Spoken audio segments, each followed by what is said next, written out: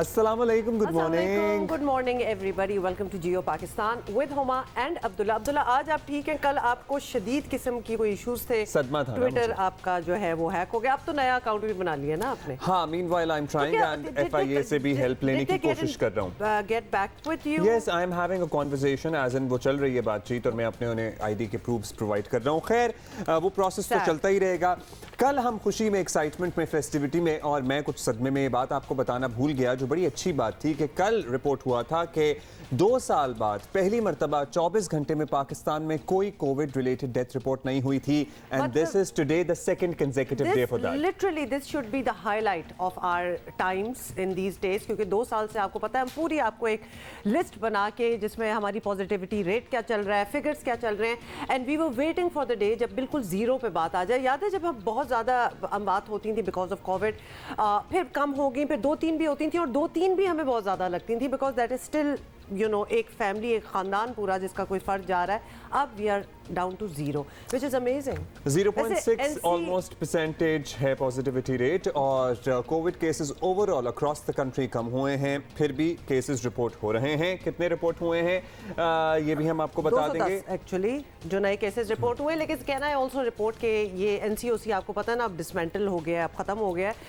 And we have to say that they did a stellar job. मतलब कि एक दुनिया जो है इस बात को मानती है कि हमारे यहाँ किस तरह कंट्रोल रहे। ऑब्वियसली फैसले अच्छे थे, एक बात का सर्टनली मोतरफ होना पड़ेगा, और अब चूंकि बड़े अहम लम्हात हैं, देखते हैं इस हुकूमत का मुस्तकबिल क्या होता है। अगर रिव्यू करें गुज़श्ता चंद सालों की पॉलिसीज़, तो जिस तरह पेंडेमिक को, जिसने दुनिया में बहुत से मुल्कों में तबाही मचाई, पाकिस्तान में हैंडल किया गया, पाकिस्तान में कंट्रोल रखा गया, और अल्लाह ताला का फजल भी सर्टनली उसमें शामिल रहा। और उसके बाद वैक्सीनेशन ड्राइव को जिस तरह शुरू किया गया और फिर उसको इस लेवल तक पहुंचाया गया, ये बात वाकई काबिल तारीफ और काबिल सताइश है। Absolutely, no doubt about. लेकिन आपको याद कराना है कि 23 मार्च इज ओवर, OIC की वज़रा कॉन्फ्रेंस, वज़रा खारजा conference is over, now we are back to our grin, और लेट्स सी क्या होता है। अब वो जो हमने कहा था ना कि वो पॉलिटिकल सीज फायर था कल, वो बस सीज फायर अब खत्म हो गया। अब मतलब खुल के सामने आ गया, और दिन ही कितने रह गए आपको पता है। कल तो नेशनल असेंबली का इजलास भी है, और आज एक अहम केस की समात भी है। लेट्स सी उस समात में आज क्या बातें सामने आती हैं। ये तमाम चीजें और बहुत कुछ होगा। Alright, more on that later. By the way, ये जो शेर था ना जो एंड में हमने सुनाया, वो कहाँ नहीं यूज़ हुआ पाकिस्तान में। मेरा ख्याल है कि अब को तो सारों को एक रट गया होगा, याद हो गया होगा, और अभी भी इस्तेमाल हो रहा है, अभी भी रेलेवेंट है। बड़े सगीर पाक हिंद में भी इस्तेमाल हुआ है, क्रॉस द बॉर्डर भी यूज़ होता रहा है, जिस पे कुछ एतराज़ भी सामने आया था। खैर, हम आगे बढ़ेंगे और आपको ज़रा अपडेट करने की कोशिश करेंगे। इन केस आप 2 दिन के लिए, ज़रा 1 दिन के लिए भूल गए हों कि मुल्क में सब कुछ स्मूथ चल रहा है पॉलिटिकल सिनेरियो में, गए थे तो रहने दें। तो ऐसा नहीं है, ऐसा नहीं है, हमने आपको बताना है। और कल वज़ीर आज़म ने भी कह दिया कि वो 27 को सरप्राइज़ देंगे, और मुझे खुशी हुई कि चले ज़िंदगी में कोई सरप्राइज़ तो मिलेगा, क्योंकि कल मेरी सालगिरह वाले दिन किसी ने मुझे सरप्राइज़ नहीं दिया।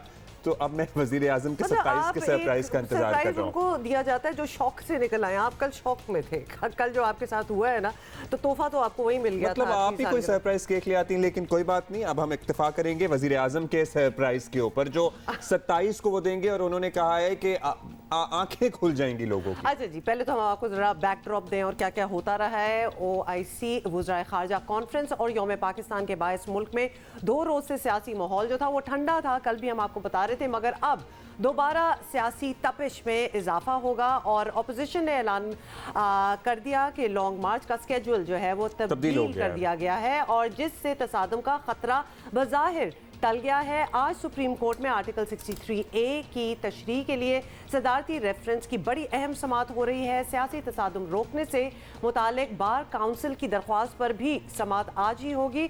मुनहरिफ अरकान वज़ीर आज़म की दरख्वास्त के बावजूद PTI में वापसी के लिए तैयार दिखाई नहीं देते। सीनियर रहनुमा नून लीग हमजा शहबाज ने मुनहरिफ अरकान से मुतालिक पॉलिसी भी बता दी, सुनिए। हमने कोई 126 दिन का धरना नहीं देना, हम जाएंगे, पाकिस्तानी अवाम से रब्ता करेंगे, अपना जो है GD रोड से काफिला जाएगा, पिंडी तक जाएगा, वहाँ पर इंशाल्लाह हम जलसा करेंगे। तो आप कमिटमेंट कर बैठे हैं टिकट्स की, अगर वोट के बाद वो D-सीट होते हैं जी, तो वो रिज़ाइन करेंगे, वो हमारी पार्टी से टिकट लड़ेंगे। सो ये सारी सूरत हाल है। कल वज़ीर आज़म का ज़बरदस्त बयान भी सामने आ गया। वज़ीर आज़म हुकूमत छोड़ने को तैयार तो हैं लेकिन इस्तीफ़ा देने से साफ इनकार कर दिया। अच्छा, मैं इसे इंटरप्रेट नहीं कर पा रहा हूँ कि वज़ीर आज़म हुकूमत छोड़ने को तैयार हैं लेकिन इस्तीफ़ा नहीं देंगे, तो उसका क्या फिर सिनेरियो बन सकता है? हम अपने ज़रा तज्ज़ियाकारों से जानने की कोशिश करेंगे। मरहला होगा, उसका जो डिसीजन होगा, शायद वो कहने का मतलब है कि वो मान लूंगा, लेकिन पहले ही ना एक्सपेक्ट करो कि नहीं मैं तो resign कर हुकूमत कैसे छोड़ेंगे अगर इस्तीफ़ा नहीं देंगे तो? भाई इतना लिटरल ना हो। अच्छा, उनका कहना है कि आखिरी गेंद तक लड़ेंगे। इमरान खान ने यह भी दावा किया कि अपोजिशन ने अपने कार्ड शो कर दिए हैं, लिख कर ले लें, तहरीक अदम एतमाद नाकाम होगी। भाई उन्होंने लिखवा ही दिया है। साथ ही उन्होंने ये दावा भी किया है कि वोटिंग से एक दिन पहले अपोजिशन को सरप्राइज मिलेगा। चेयरमैन बिलावल भुट्टो ने भी वज़ीर आज़म को अवामी जलसे में खूब आड़े हाथों लिया। सो कल भी बयानबाजी होती ही रही। अंपायर की उंगली का इलाज हम अंगूठा से करेंगे, हम वोट से करेंगे, हम जमहूरियत से करेंगे। बुज़दिल है इमरान, बुज़दिल भाग रहा है, मुकाबला से भाग रहा है। हमें चूहे चूहे कहने वाले चूहे भागते हैं मुकाबला से। इमरान तू चूहा नहीं हो, Imran you're a rat Imran Khan. ये आज तक हमें नहीं बता सका कि ये किसको जानवर कह रहा था। पाकिस्तान के अवाम इस बात का जवाब चाहता है, इसलिए हम समझते हैं कि हमारा वजीर आजम जानवर है, ये जंगल का कानून चाहता है। सो बिलावल ने कहा है कि इमरान नहीं, मेरा ख्याल है किसी को रिपीट उन्होंने कह दिया ना, उन्होंने तो कह आपको दिया, बार लेकिन बार मैं कह रहा था कि Huma What is the difference between आप a चूहा औरत and a नहीं है, rat? You are a woman. What is the difference between a चूहा and a rat? आई ये आप डोंट पूछ नो रहे कि थे। ऐसे ही है जैसे किसी को कहें कि तुम हाथी नहीं हो, यू आर एन एलिफेंट। अच्छा, जो भी था, anyway, जी, तुम एक शेर नहीं तरफ- हो, you are a tiger. We got it. अच्छा जी, एक तरफ ये बयानात हैं, आपने सुन लिए, दूसरी तरफ हुकूमत के इत्तेहादी भी हवा होने के लिए पर तोड़ रहे हैं। और 2 दिन पहले PTM सरबराह मौलाना फजलुर रहमान और MQM के खालिद मकबूल सिद्दीकी की मुलाकात हुई। और क्या कहना था MQM के कन्वीनर का, ये आप खुद सुन लें। कौमी क़यादत है, अकाबरीन है, उसको बड़ी अहमियत देते हैं, इनके मशवरों को भी और राय को भी, और उसकी रोशनी में ही फ़ैसला करेंगे। पाकिस्तान के पास फाइनेंशियल स्पेस नहीं बची और हमारे पास पॉलिटिकल स्पेस नहीं छोड़ी गई है। तो हमें तो एक दिन में एक लम्हा जो है हमारे लिए कदम फूक फूक रखने की, ऐसे मौके पर हमें तो आपकी वजह से बड़ा हौसला है कि हम दूसरी तरह भी सोचने का एक ऑप्शन हमारे पास आया है। मौजूदा हालात पर इनके और हमारे दरमियान बड़ी हम आहंगी पाई जाती है।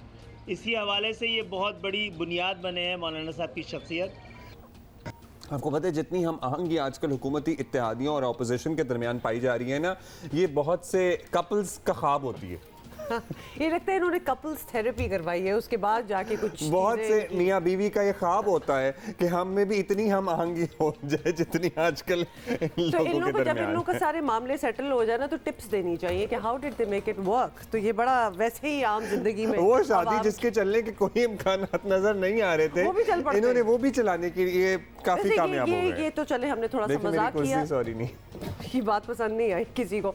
एनीवे, आपको ये भी बताते साथ कि मौलाना फजलुर रहमान ने भी खालिद मकबूल की मौजूदगी में दावा किया कि हुकूमत के इत्तेहादी अब उनके साथ नहीं रहे और 1-2 दिन में ऐलान हो जाएगा। कहता हूँ हम आहंगी नहीं, भरपूर हम आहंगी पाई जा रही है। और मैं यहाँ से मुकम्मल तौर पर मुतमईन होकर जा रहा हूँ। ये और बात है कि MQM को शायद एक आध दिन फॉर्मल ऐलान करने में लग जाए, तो इतना तो होता ही है। इंशाअल्लाह अज़ीज़ अदम एतमाद की तहरीक की कामयाबी यकीनी है। 2 में से एक फ़ैसला तो हो चुका है कि अब उनके हलीफ उनके साथ नहीं रहे। अच्छा, मौलाना साहब का कहना है हमांगी है, मतलब अगर आपकी बात पे जाएं तो भरपूर किस्म की, मतलब ज़बरदस्त हमांगी है। भाई ये तो गाड़ी बेहतरीन चल रही है, ये बहुत आला हो गया। लेट्स सी क्या ऐलान होता है कि नहीं होता है? लेट्स सी ऐलान होता है नहीं होता। अच्छा, वैसे ये भी गाड़ी आपने एकदम गाड़ी का ही अब एग्जांपल दे दिया, ज़बरदस्त चल रही है, लेकिन गाड़ियां भी अक्सर बीच में जाके ना है middle of the road nowhere, तो फट करके ख़त्म भी हो जाती हैं। हाँ, मतलब रुक भी जाती हैं, ब्रेक डाउन भी हो जाता है, डाइवर्ट भी हो जाती हैं, समत भी बदल बहुत लेती कुछ हैं। हो जाता है। हुकूमत के लिए खैर एक के बाद एक बुरी खबर आ रही है, वो सिलसिला अभी चल ही रहा है और हुकूमत के एहतसाब के बयानियों के एक और कारी ज़रब लगी है और ब्रॉडशीट के सरबराह कावे मूसवी ने साबिक वज़ीर आज़म नवाज शरीफ के खिलाफ लगाए गए इल्ज़ामात से दस्तबरदार होते हुए उनसे मुआफ़ी तलब की। वो कह रहे हैं मैंने बहुत सी बातें की हैं माजी में और इसीलिए मैं मुआफ़ी भी मांग रहा हूँ। कावे मूसवी का कहना है कि 2 दहाइयों से जारी ब्रॉडशीट की फोरेंसिक तहकीकात के दौरान नवाज शरीफ या उनकी फैमिली के हवाले से 1 रुपए की करप्शन का सबूत नहीं मिला है। ये बयान सामने आते ही हुकूमत के कल के हीरो, आपको पता ही है क्या होना था, फौरी विलन बन गए हैं ना। ऑब्वियसली यही हुआ है और हुकूमती रहनुमाओं ने और मैं इनकी ट्वीट के नीचे देख रहा था जो हुकूमती जमात के वोटर सपोर्टर हैं वो इन्हें खुदा को खौफ की याद दिला रहे थे, कहते हैं तुम्हें पूछेगा अल्लाह, तुम देखना तुम अपने बयान पे पछताओगे। बड़े जज्बाती मैसेजेस थे उसके नीचे, बहुत ज़्यादा जज्बाती पे। तो आपको पता है एक और तस्वीर भी बड़ी टर्की से वायरल हुई है जिस पर पाकिस्तानी कौम बड़ी जज्बाती हो गई है, but we'll talk about that letter. अच्छा, साथ ही आपको बताते हैं कि हुकूमती रहनुमाओं ने शदीद तनकीद का निशाना भी बनाना शुरू कर दिया है और कल कौमी असम्बली का अहम इजलास भी होना है। तहरीक अदम एतमाद पेश हो जाएगी। सियासी मैच दिलचस्प स्टेज में दाखिल हो गया है। हाँ, पता है आपने मेरा दिमाग अचानक से उस तस्वीर की जानिब मबजूल करा दिया है, हलीमा बाजी की। बाद में बात करेंगे उस पर, अभी हमारे गेस्ट। अच्छा खैर, अतर काज़मी हाँ हमारा वेट कर रहे हैं, लेकिन we wish we and we had hoped कि हमारे यहाँ इतनी बड़ी तादाद में होते वो लोग या वो हमारे नौजवान आई एम श्योर हैं भी जिनको ऑन स्क्रीन और ऑफ स्क्रीन जिंदगी का फर्क बखूबी समझ आ जाता है। हम अपने पॉलिटिशियंस में नहीं समझ सकते तो अदाकारों। अच्छा जी, अतर साहब बताइएगा, अब समझ नहीं आ रहा ये पता है क्या, हमें लगता है कि हम गुज़श्ता 1-1.5 हफ्ते से यही बात कर रहे हैं और सर्टनली जब तक कोई हतमी चीज़ सामने नहीं आती शायद यही बातें होती रहेंगी। ऑपोजिशन भी कॉन्फिडेंट है, कल वज़ीर आज़म भी सुपर कॉन्फिडेंट नज़र आए, उन्होंने कहा जी वो कोई सरप्राइज़ देंगे, इस पर बहुत से तज्ज़िये तबसरे भी हो गए। तो क्या कहें, कभी कभी ऐसा लगता है कि किसी के पास कुछ भी नहीं है, ना कोई सरप्राइज़ है, ये तो बस ऐन वक्त भी पता लगेगा, ये सिर्फ बयानबाजियां हैं और ये सिर्फ नर्व्स की जंग है जो आखिरी वक्त तक, आखिरी लम्हे तक लड़ी जाएगी। ये बात बिल्कुल, आपकी असेसमेंट बिल्कुल ठीक है। ये बिल्कुल नर्व्स की जंग है और असाब की जंग है और वही हो रहा है कि हर कोई कह रहा है कि मेरे पास ये है, हम ये कर देंगे, हम वो कर देंगे, मुलाकातें कर रहे हैं। और अब तक जो असाब की जंग अगर आप देखें तो शुरू में जिस तरीके से हुकूमत ने प्रेशर डाला कि सिंध हाउस के हवाले से इल्ज़ामात लगाए, यूसुफ रज़ा गिलानी साहब ने प्रेस कॉन्फ्रेंस की और कहा कि सिंध हाउस में तो कोई नहीं है, लेकिन फिर लगता है अपोजिशन के उस वक्त असाब जवाब दे गए और फ़ौरन उन्होंने मीडिया को बुला के इंटरव्यू करवाने शुरू कर दिए। तो मेरे ख्याल में जो उन्होंने अपने कार्ड्स शुरू में शो कर दिए, वो बंदे जो शो कर दिए, उससे हुकूमत को थोड़ी सी एज मिली और उन्होंने शो काज नोटिस वगैरह उनको भेज दिए। अगर आखिर तक वो सरप्राइज़ रहता तो मेरे ख्याल में वो हुकूमत के लिए ज़्यादा बड़ा सरप्राइज़ हो सकता था। अच्छा, ये सरप्राइज़ का ही जिक्र हो रहा है तो बताएं कि क्या आपको लगता है, वज़ीर आज़म बड़े कॉन्फिडेंट हैं और बार बार कह रहे हैं कि मैं 1 दिन पहले इस सारे मरहले से बहुत बड़ा सरप्राइज़ देने वाला हूँ, मतलब बहुत ही सुप्रीमली कॉन्फिडेंट नज़र आ रहे हैं और ऑपोजिशन जो है उनकी सरप्राइज से वैसे ज़्यादा डर नहीं रही। What do you think that surprise is?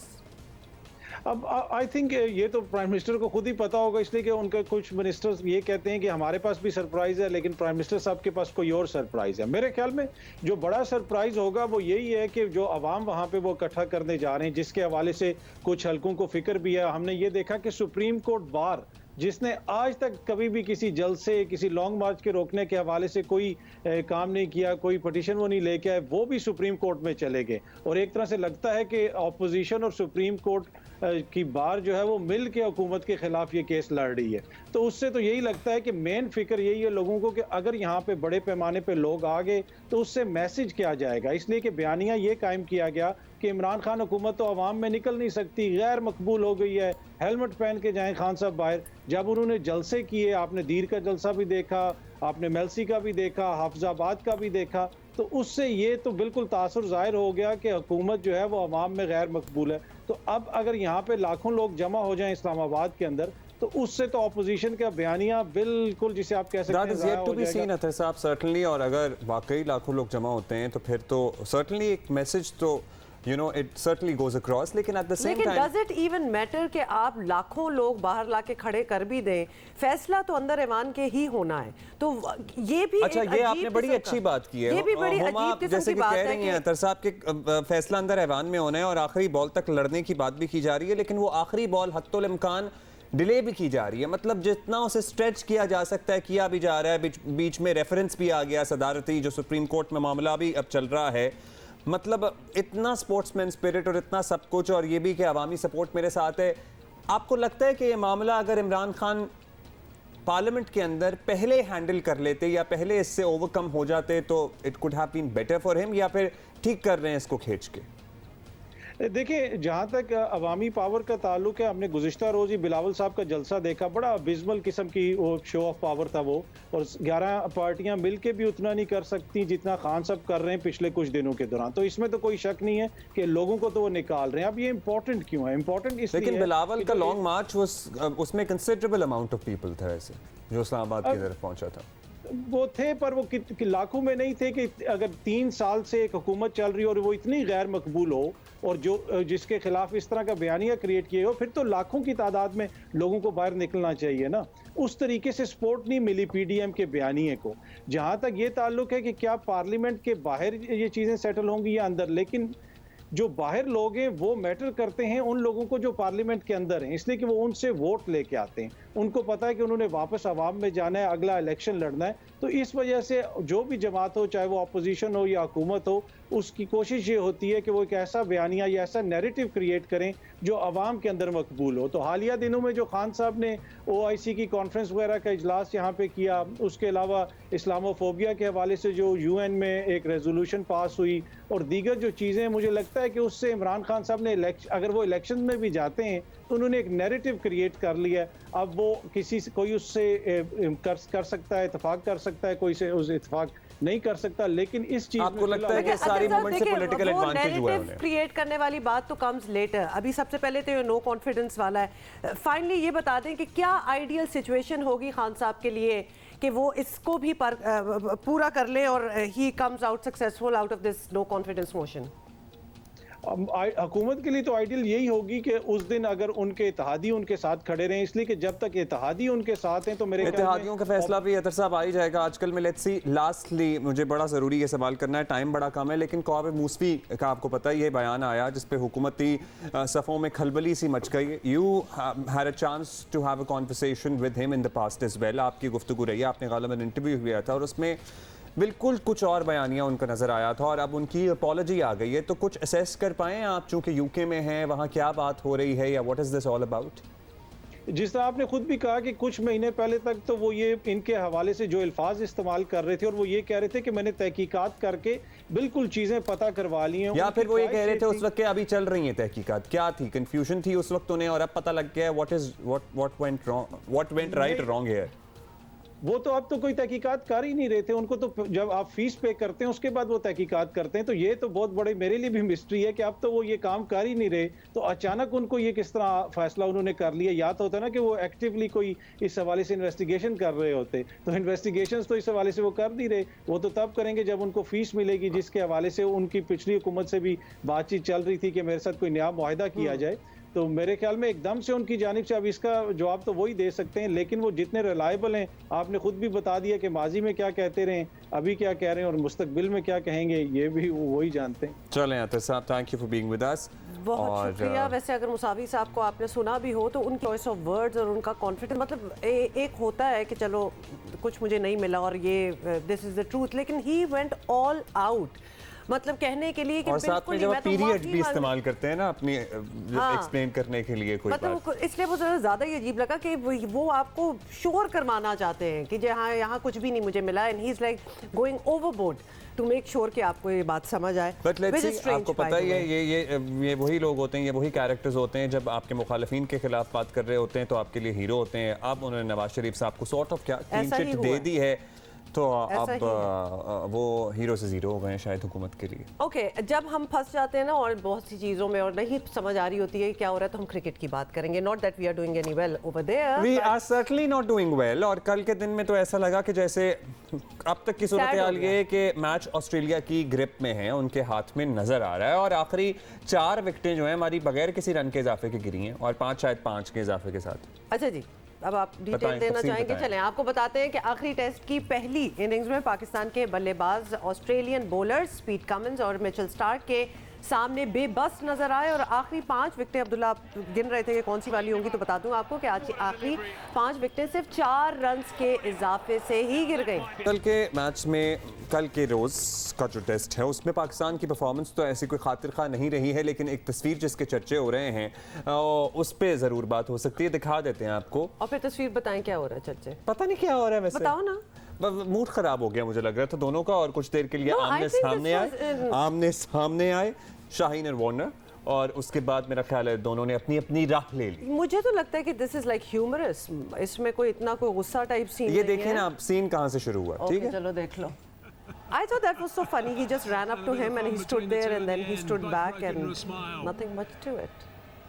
बस ये एक लम्हे के लिए ही स्टूड देयर और उसके बाद वापस लेकिन आ गए। आपको पता ही है जब इस किस्म की चीजें होती हैं वहाँ ग्राउंड में जो भी हुआ दैट्स अनदर स्टोरी, लेकिन मीम मटेरियल बन गया और उसके बाद बड़े मीम्स आए इस पे, ये तो और लुकिंग हिम डाउन के you stay back type scene, बिल्कुल ऐसा नहीं अच्छा हुआ। शाहीन माशाल्लाह लंबे भी इतने हैं ना। उसके बाद वार्नर ने जो है ना ये अपनी इंस्टा स्टोरी पे पोस्ट लगाई है। So there you have it. अभी आप पता नहीं कौन सी जंगे अजीम बनाने की कोशिश कर रहे थे, but actually it was all in fun and games. हाँ, और बेस्ट फ्रेंड्स हैं वैसे। ऐसे ना ये वाला पोस्ट देख के मुझे अपना शादी का फोटोशूट याद आ गया। ओह कम ऑन, ऐसा कोई पोज नहीं था ये। ऐसा पोज नहीं होता, मुझे लगता है ऐसा पोज होता है ना, बड़े वियर्ड पोज होते हैं और करने भी पड़ते हैं आपको जबरदस्ती। बिल्कुल नहीं करने पड़ते। और बाय द वे ये जो चीज आपने कही है ना, खुदा के लिए टेक ओवर योर ओन शादी की फोटोज एंड योर शादी के पोजेस। मैं तो एक बहुत मशरकी दूल्हा था, तो इसलिए मैंने तो कर लिया था।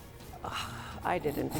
अच्छा anyway, अब जरा हम सीरियस बात पे आ जाते हैं। वो तो एक मजाक था, लेकिन कुछ अरसे से हम अपने सोशल मीडिया पे भी देख रहे हैं कि जहां खवातीन ज़रा एम्पावर्ड नज़र आएँ और कुछ कर रही हूँ, कुछ करके दिखा रही हूँ, और टिपिकली वो रोल आपने लोगों ने आदमियों का समझाओ तो वो एक्सेप्ट नहीं कर सकते औरत नहीं, उसे एक्सेप्ट नहीं कर, तकलीफ शुरू हो और जाती है। तकलीफ ऐसी तकलीफ भी अगर अपने दिल तक ही हो कि चुप करके बैठ जाओ कि जी ज़माना बदल गया, लेकिन to do something about it is wrong. आपको बताते हैं कुछ दिनों से फिर खवातीन के खिलाफ जो है अदम बर्दाश्त के वाकयात तेज़ी से सामने आ रहे हैं।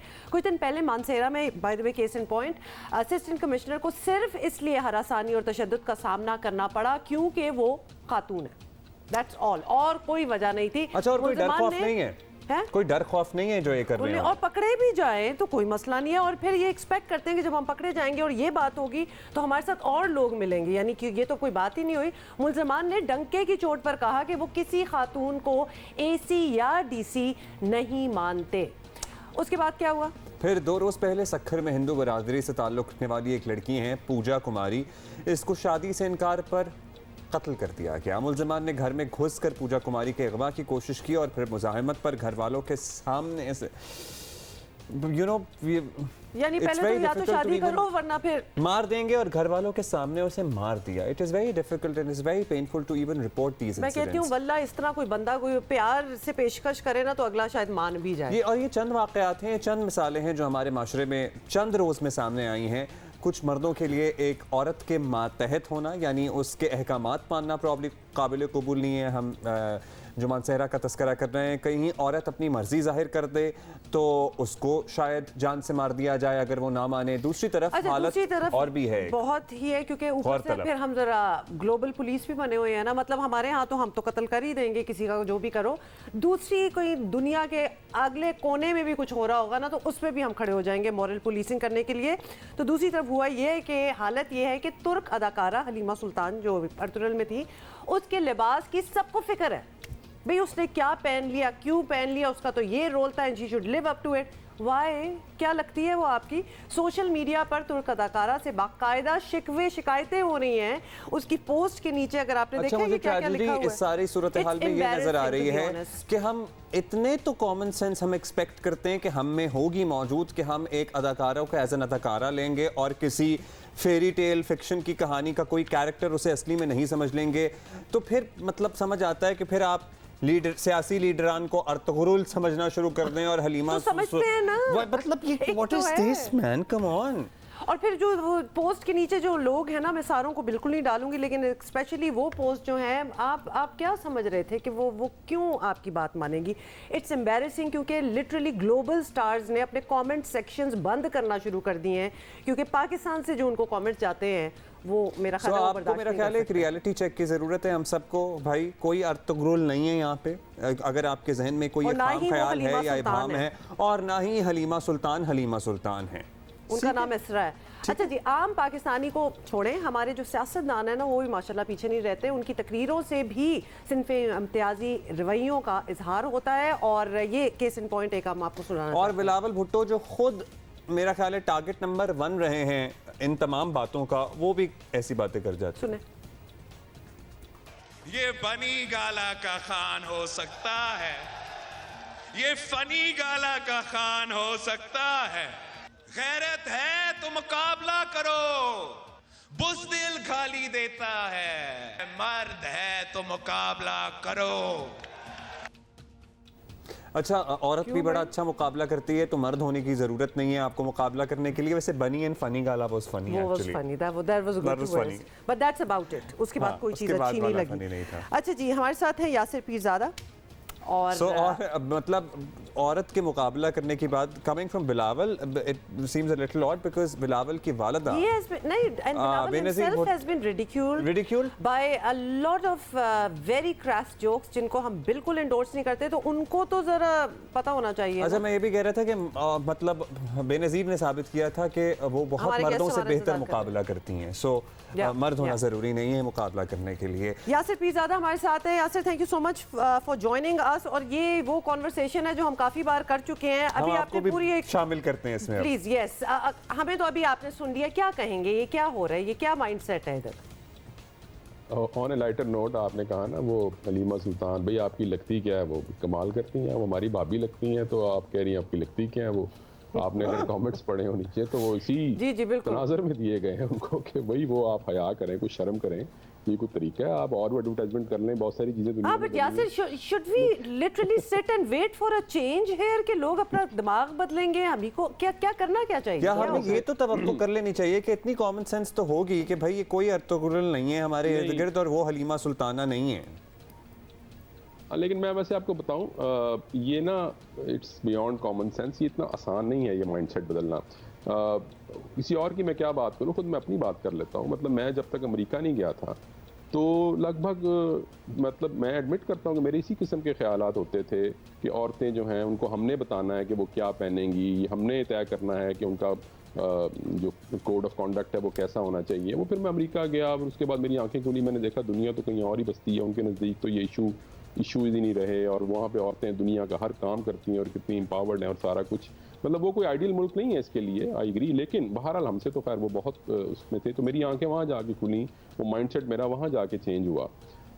यहाँ पे जो बेचारे लोग हैं उनको अभी तक ना ये बात समझ नहीं आती। आप अंदाज़ा करें, जब ये औरत मार्च वगैरह होता है या कोई भी ऐसी बात होती है ना, तो जब मैं लिखता हूँ तो आप यकीन करें कि मुझे इतनी हेट मिलती है उसके जवाब में, तो औरतों को क्या मिलती होगी।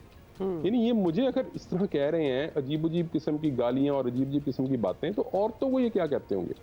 उसकी वजह, अच्छा इनका जो मेन इतराज़ है ना, आप उसको नोट करें, वो ये कहते हैं कि भाई अगर ये नारे यूं लिखती तो हम इनके साथ होते, मैं औरतों का बहुत बड़ा चैंपियन हूँ अगर ये यूं करें। यानी ये भी मर्द नहीं बताना है कि औरतें एहतजाज कैसे करेंगी, वो नारे कैसे लिखेंगी, वो ये काम उनको करना चाहिए, ये काम उनको नहीं करना। यानी इन्होंने एहतजाज का तरीका। अच्छा यासिर, एक बात तो ये हो गई, दूसरी हम अपने सियासतदानों पे अगर आ जाएं तो माशाल्लाह जो लेवल हमारा रिसेंट टाइम्स में गिरा है बात करने का, चाहे वो मीडिया टॉक्स हों, तकरीरें हों, नकलें उतारने तक पे आ चुके हैं, और उसके बाद अपने आप को एक हाई स्टैचर पे रखना कि जनाब मैं तो तरबियत कर रहा हूँ या मैं तरबियत कर रही हूँ। तो मतलब ऐसे तो फिर क्या ही नस्ल निकलेगी अगर ये तरबियत हो रही है कि नकलें भी उतारी जा रही हैं, नाम भी पुकारे जा रहे हैं, ट्रांसफोबिक स्लर्स भी इस्तेमाल किए जा रहे हैं, एक तीसरी सिन्फ को इतना गंदा कर दिया है कि उसको लिटरली बेइज्जत करने के लिए किसी को कहकर वो अलकाबात दिए जा रहे हैं। मेरा ख्याल है ये पहले भी खैर ऐसा ही था, अब शायद चूंकि सोशल मीडिया आ गया ना, उस वजह से बात इंस्टेंटली हमारे सामने पहुंच जाती है। पहले 80s में 90s में ना जो तकरीरें हुआ करती थी ना, वो भी इसी किस्म की या शायद उससे भी एक आध कदम ज़्यादा ही होती थी, हमने जाके सुनी भी हुई है। पहले भी कोई मतलब उर्दू मोहल्ला में एक तकरीरें नहीं होती थी यहाँ पे कि गुंचाए नाश गुफ्ता दूर से मत दिखा के यूँ, ऐसा नहीं होता था। कोई शेर गालिब के शेरों से वो गुफ्तगू शुरू करते थे। ये अब मेरा ख्याल है सोशल मीडिया की वजह से ना कुछ ज़्यादा ये एक्सपोजर जो है ना ये हो गया है। बट ऑब्वियसली इसको कंडोन तो नहीं किया जा सकता। और दुनिया के जो बाकी मुआशरे हैं जिनकी हम उठते बैठते मिसालें देते हैं कि देखें वहाँ पे जो है वो सदर यूँ करता है, वहाँ का वज़ीर आज़म यूँ करता है, तो ये सारी चीज़ें इन टोटलिटी देखनी चाहिए ना। ये पिक एंड चूज़ तो नहीं होना चाहिए कि वहाँ की एक चीज़ हमने उठा ली, वो हमें बहुत पसंद है कि वो लोग कतार बनाते हैं भी, वो बाकी बातें भी तो वो उनकी उठाए ना जो कि वो करते हैं। तो बस ये मेरा ख्याल है कि इसमें, लेकिन आई एग्री कि डिटोरेशन काफ़ी ज़्यादा आई है। अच्छा, बहुत शुक्रिया यासिर, भी ज़्यादा टाइम एक्चुअली नहीं है। We would have like to go on with this conversation and debate, but this is the time we have. Yasir की बात से एक बात समझ आई कि एक्सपोजर जब आपका होता है ना कहीं और जाके, या यूनिवर्सिटी जाके, कॉलेज जाके, किताबें पढ़ के जो एक्सपोजर होता है उससे शायद दिमाग बदला जा सकता है। लेकिन एक कुएं में, उनसे शुक्रिया किया, नहीं कुएं में अगर बैठे रहेंगे तो कुछ नहीं होगा। आई कैन से अच्छा जी, जल्दी से आपको ये बताना है, आपको पता ही है हमारी जो टेस्ट सीरीज चल रही है उसका तीसरा और फैसला कुन मैच है, और लेट्स सी क्या होता है। इस मैच के नतीजे के साथ ही इस सीरीज का फैसला भी आ जाएगा। लेकिन पाकिस्तान और ऑस्ट्रेलिया के दरमियान व्हाइट बॉल सीरीज के लिए ऑस्ट्रेलियावी स्क्वाड के 14 अरकान लाहौर पहुंच गए हैं, और व्हाइट बॉल सीरीज के लिए टिकटों की फरोख्त भी शुरू हो गई है। वनडे मैचेस की जो टिकट है वो 500 से 3000, जबकि एक T20 मैच होगा, 3 वनडे मैचेस होंगे, उसकी टिकट की पैसे हैं जी 500 से 4000 तक। तो आप किस में जाना पसंद करेंगी? मुफ्त। I want to be invited. नहीं, मेरा ख्याल है कि ये सिलसिला बंद होना चाहिए। फ्री टिकट मांगने वाला, फ्री पास मांगने वाला, प्लीज। ये मैसेज है उन बहुत से दोस्तों के लिए जो समझते हैं कि शायद हमारे पास कुछ फ्री पास पड़े होंगे। खैर इसलिए भी बंद हो जाना चाहिए क्योंकि आप मांगते रह जाते हैं, मिलता कुछ नहीं है। हाँ। तो जरा बेइज्जती जही हो जाती है। इसलिए बरमला ब्लैक एंड व्हाइट में हम बता रहे हैं कि ना हमारे पास और ना आप किसी और से आपको ये पास मांगने चाहिए। और ये बाय द वे ये मैसेज उनके लिए भी था जो हमसे मांगते हैं, हमारे पास तो है ही नहीं, हम तो खुद इनवाइट किया है। क्यों लगता है कि हमारे पास होते हैं? वैसे पहले तो मुझे ये बताएं ना। हाँ एग्जैक्टली, तो प्लीज अब ना किए, शर्मिंदा ना कीजिए उधार मांग के।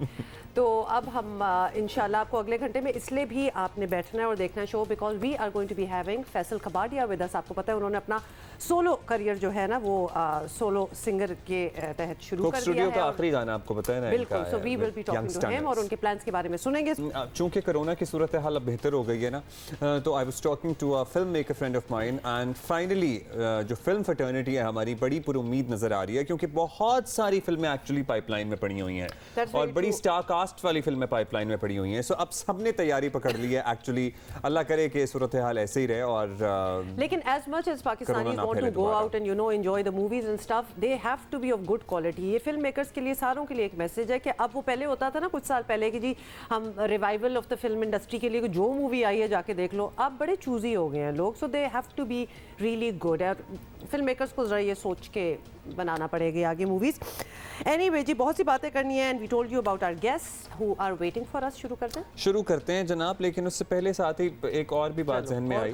हाँ, एक और बात है, क्योंकि पहले इन्होंने कहा था कि फौरन टॉप स्टोरी पे आ जाना, अभी जरा एक दो सेकंड है, ठीक है। इन्होंने कहा था कि बिल्कुल एक लफ्ज भी नहीं बोलना, नहीं तो मारेंगे। मैं ना आती। अच्छा चलो ठीक है, और भी बड़ी बातें हैं, जैसे कि अब्दुल्ला जल्दी से हमें जो ट्वीट्स आ रही हैं, मुझे आ रही हैं, आपका कोई गलत ट्विटर जो है उसको अब डाला जा रहा है। अब तो पता नहीं ना, अब मैंने इससे बात ही ना करें, मुझे मैं I am just trying to retrieve it, and as soon as वो कोशिश मेरी मुकम्मल हो जाए, अगर हो गया तो ठीक है, अगर नहीं तो फिर मैं नया हैंडल शेयर कर दूंगा सबके साथ। So in the meantime you can tag me and write to me कि अगर आप लोग कभी हैक हुए हैं तो क्या रिट्रीव हो जाता है, बिकॉज मुझे ऐसा लगता है कि ये बड़ा मुश्किल मरहला है और आपका मतलब अपना जो अकाउंट होता है वो रिट्रीव करना। फिर आप दुखी दिल की तारें छेड़ देती हैं ना, मेरा ख्याल है मैं इग्नोर करूंगा इस सारी बात को। और थोड़ा सा इंतजार करें और फिर Faisal will be with us और कुछ गाने भी सुनेंगे, बातें भी करेंगे उनसे। बट फर्स्ट थिंग्स फर्स्ट, उससे पहले बताना आपको जरूरी है कि तहरीक एतमाद का ऊंट किस करवट बैठेगा।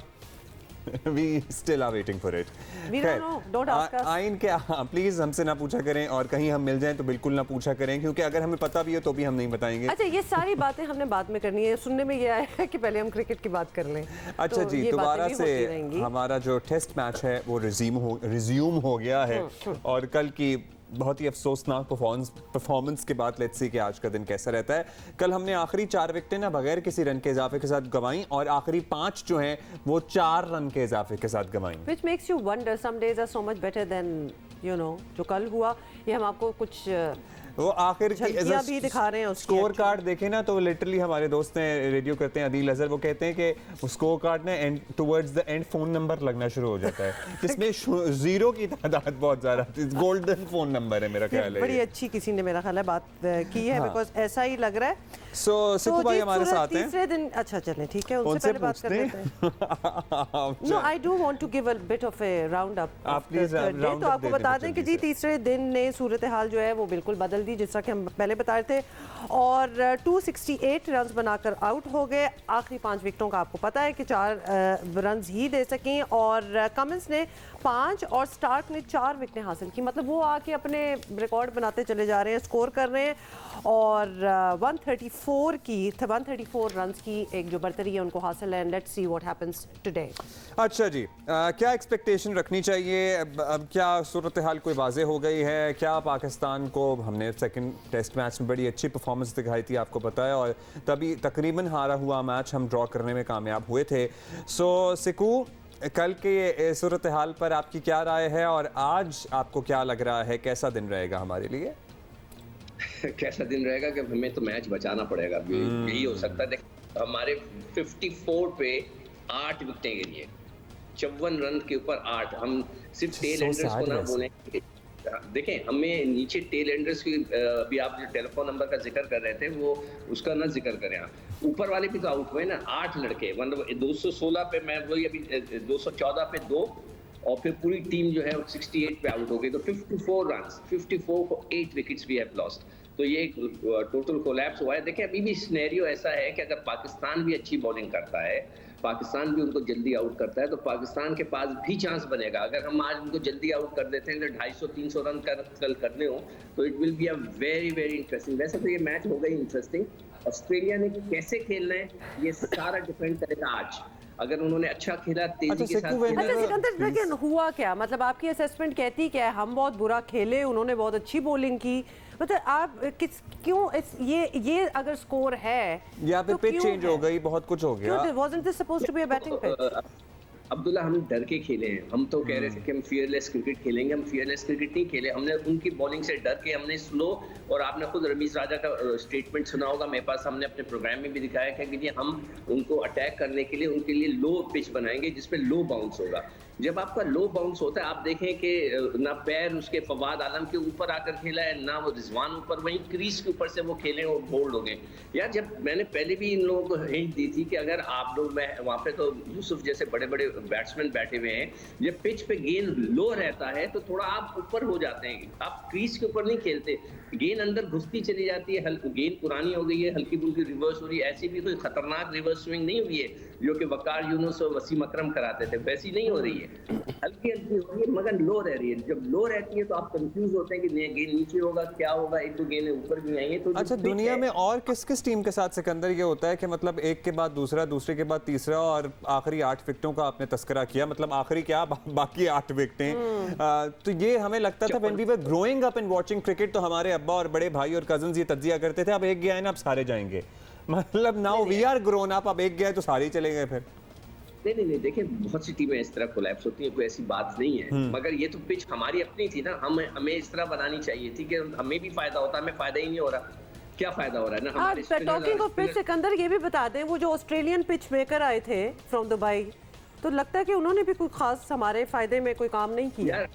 हुआ सबसे बड़ा मसला ही यही है कि देखें हमने सबसे पहले लेकर आए थे मानी साहब को, रहते हैं वो इंग्लैंड के अंदर है, फिर हम मोहम्मद वसीम को लेकर आए, वो भी इंग्लैंड में रहते हैं, उन्हें क्या पता पाकिस्तान का कल्चर क्या है, वो पाकिस्तानी होंगे बैकग्राउंड में मगर वो they don't know anything about Pakistan. अब इस ऑस्ट्रेलिया को गए हैं, अब उसने 4 दिन में क्या करना था, आपने तो इंस्ट्रक्शंस दे दी थी कि लो बाउंस बनाया जाए, इसलिए कि हम उनको पर अटैक करेंगे लो बाउंस से, लो बाउंस हमारे गले पड़ गया ना, तो अब वो हमारे गले पड़ गया है, तो अब आप फंस गए। अब आप भी इसी तरह की गेंदें करें बीच के अंदर कि उनको आउट करें। तो अब मैंने कल एक पीसीबी के नुमाइंदे से बात हो रही थी, वो कह रहा था कि जी हमने उसको बुलाया कि पूरे पाकिस्तान का ग्राउंड की वो पिछे सही करेगा। भाई उसको पाकिस्तान का पता ही नहीं है, मुझे सिर्फ ये बता दें कि वो ऑस्ट्रेलियन अंग्रेजी के अंदर क्या बातें कर रहा होगा ग्राउंडमैन के साथ, ग्राउंडमैन क्या समझेंगे, कौन होगा उनके साथ, एक इंटरप्रेटर होगा जो उसकी बातों उसको तर्जुमा सुना रहा होगा, सही भी बता रहा होगा, नहीं बता रहा होगा। आप एक ऑस्ट्रेलियन को लेकर आना, ये ज्यादती है। हमारे इस कल्चर में आजकल नए पाकिस्तान में ये हो गया है कि हर चीज ऑस्ट्रेलिया की क्रिकेट जो है वो सबसे अच्छी है।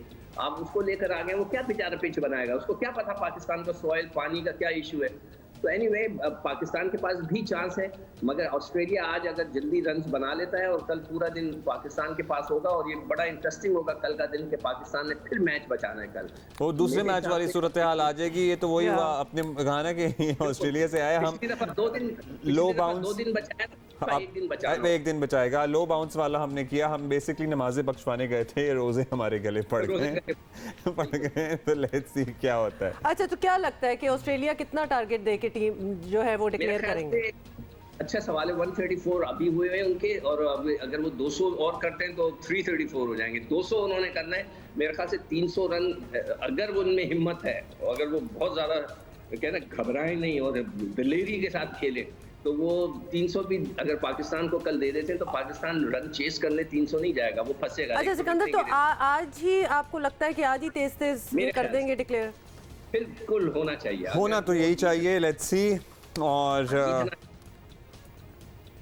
आवाज चली गई सिकंदर की।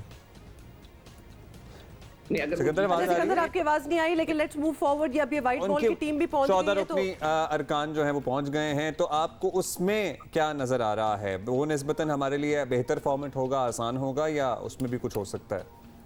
नहीं, वो तो मजेदार होगा, उसमें दोनों तरफ से मजेदार होगा, मगर ऑस्ट्रेलियंस और वो फील्डिंग बगैर देखें उनकी फील्डिंग सबसे अच्छी होती थी। उन्होंने अब वो ये सीरीज अगर ड्रॉ करके गए तो सिर्फ और सिर्फ अपनी फील्डिंग की वजह से करेंगे। उन्होंने इतने कैच छोड़े हैं पाकिस्तान के, इतने कैच छोड़े हैं कि इंतहा कर दी उन्होंने।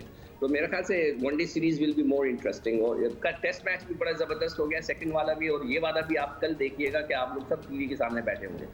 हाँ, बस हमारी दुआ ये है कि हम दांतों में उंगलियां दबाए टीवी के सामने ना बैठे हों, लेकिन सूरत हाल वही बनेगी almost. Thank you for being with us. Thank you for being with us. अच्छा जी, अभी से कह रहे थे कि हम ऑस्ट्रेलिया से बहुत मरूम हैं, भाई हम हैं, मरऊब हैं। हाँ, लेकिन और कुछ फील्ड्स हैं जिनमें हमें एक्चुअली फॉलो भी करना चाहिए और इम्प्रेस भी होना चाहिए। जबरदस्त भी कर रहे हैं। जैसे कि आपको बताएं कि 2 पाकिस्तानी भाई ऑस्ट्रेलियन स्पेस अवार्ड्स 2022 में फाइनलिस्ट के लिए नामजद कर दिए गए हैं, जो कि यकीनन पाकिस्तान के लिए एक बहुत बड़ा एजाज भी है। और ये दोनों भाई ऑस्ट्रेलियन कंपनियां चला रहे हैं, और we have to watch what's going on. Uneeba Zameer Shah is reporting for us. Space science ने हमारी जिंदगियों को सहल किया। इसके बगैर ना हमारे पास GPS होता, ना ही मवासलात का इतना बेहतरीन निज़ाम, और ना ही मौसम और तूफानों की दुरुस्त पेशगोई मुमकिन होती। खलाई साइंस ने हमें ज़मीन से बाहर सितारों और इससे आगे देखने के मौक़े फराहम किए, और अब तो इंसान मरीख पर बसने के मिशन पर काम कर रहा है। एक खबर जिसके बारे में हमने बात करनी है और हमारे गेस्ट भी हमारा इंतजार कर रहे हैं। थोड़ा सा आपको इन नक्शल बता दें कि तहरीक अदम एतमाद का ऊँट किस करवट बैठेगा। आइन के आर्टिकल 63A की तशरीह के लिए आज सुप्रीम कोर्ट में अहम समाअत हो रही है। चीफ जस्टिस ऑफ पाकिस्तान ने 5 रुकनी लार्जर बेंच तश्कील दे दिया है, और हुकूमत मुनहरिफ अरकान ये सदारती रेफरेंस वज़ीर आज़म के मशवरे पर भेजा गया, जिसकी बुनियाद तहरीक इंसाफ के सरबराह की तरफ से ऐसे 14 अरकान को शो कॉज नोटिस भेजा जा चुका है, और हुकूमत के ख्याल में इस कानूनी नुक्ते की तशरीह बहुत ज़रूरी है।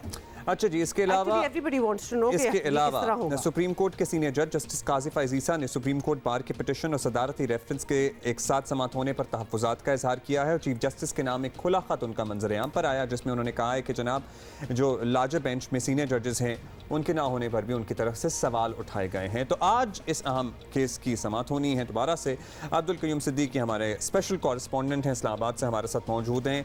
क्या एक्सपेक्ट करें? एक तो ये बता दीजिएगा इस समाअत में जो सदारती रेफरेंस में अटॉर्नी जनरल साहब रहनुमाई हासिल करने की कोशिश कर रहे हैं, उसमें आज क्या मुमकिन समाअत होगी, और कितने दिन लग सकते हैं? और दूसरा, जस्टिस काजी फैज़ ईसा साहब ने जो एतराज़ात उठाए हैं या जो खुला ख़त लिखा है, उसकी कानूनी हैसियत क्या है? उस पर क्या पेशरफ्त हो सकती है, नहीं हो सकती है?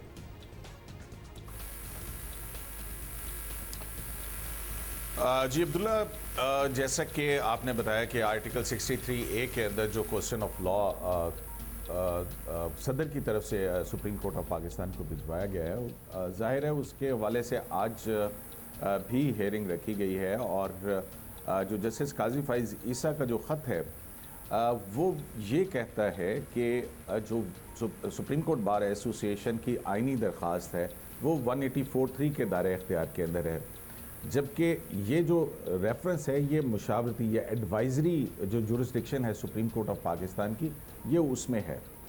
इसमें जो 184(3) के नीचे सुप्रीम कोर्ट ऑफ पाकिस्तान जो ऑर्डर पास करती है उसके ऊपर अमल दरामद करना लाजमी होता है, लेकिन जो एडवाइजरी जुरिस्डिक्शन है 186 के नीचे, उसमें वो सुप्रीम कोर्ट की एक ओपिनियन है। ओपिनियन मानी भी जा सकती है, नहीं भी मानी जा सकती है। ऑल्दो के हस्बा बिल के अंदर जो रेफरेंस आया था उसमें ये करार दे दिया गया था कि ओपिनियन भी बाइंडिंग है। लेकिन ये दो मुख्तलिफ जुरिस्डिक्शन को होते हुए, दो मुख्तलिफ केसेस को होते हुए, उन दोनों केसेस को एक ही बेंच में क्लब करके ना सुना जाए, ये जस्टिस काजी फाइसा जो है वो इस हवाले से बात करते हैं।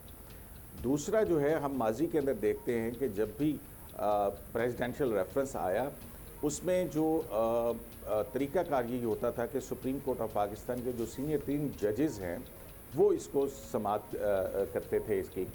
लेकिन यहाँ पे जस्टिस काजी फाइसा ये कहते हैं कि चौथे, 8वें और 13वें नंबर के जज साहबान जो है वो उनको डाला गया, और ये प्रिंसिपल जो कि साबिक चीफ जस्टिस आसिफ सईद खोसा ने किया था, और जो बेंचेस की तश्कील के हवाले से जो चीफ जस्टिस ऑफ पाकिस्तान का इख्तियार है, उसको ये इस तरह से कहा गया था कि तमाम अहम आइनी मामला लार्जर बेंच सुनेगा और वो सीनियर जजेस पर मुश्तमिल होगा। और इसकी मिसाल हमारे सामने थी जब आखिरी दिनों में आसिफ सईद खोसा रिटायर हो रहे थे, तो जो मुख्तलिफ केसेस थे जिसमें इंटरमेंट सेंटर्स की आइनी हैसियत का केस भी था, उसके ऊपर जो है वो 5 रुकनी लार्जर बेंच सीनियर मोस्ट जजेस के ऊपर मुश्तमिल था, उसने हेयरिंग की थी।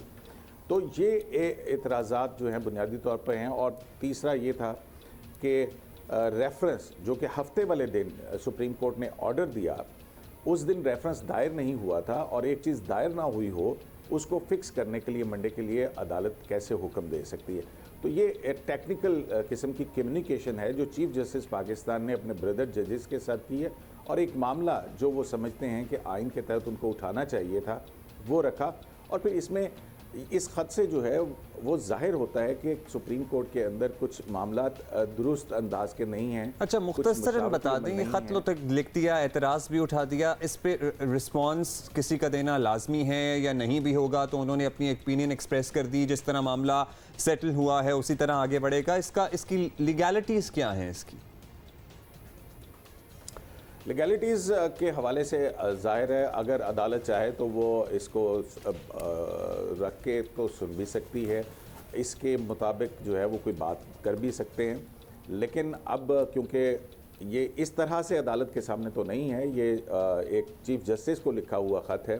अब ये चीफ जस्टिस उसका काजी फाइसा साहब को जवाब दे सकते हैं कि वो किस तरह से ये समझते हैं कि, और नहीं भी दे सकते अगर नहीं चाहें तो नहीं भी दे सकते, क्योंकि माजी में बहुत सारे खतूत जो हैं वो लिखे गए हैं, उनका कोई जवाब जो है नहीं दिया जाता रहा है।